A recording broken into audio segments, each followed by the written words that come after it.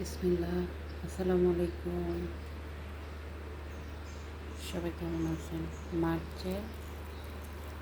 মে মাসের 25 তারিখ সকাল 5টা 24।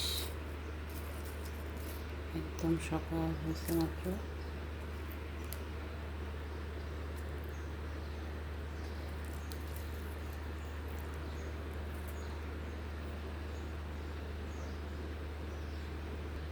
শুটকি ভর্তা, ডিম ভাজা অনেক আছে, কিন্তু আমি একটু একটু করে নিব। ডিম ভাজাটা যাতে গরম থাকে সেজন্য একটু ডিম ভাজা থেকে তেল নিব, তারপরে আমি ভাত খাবো।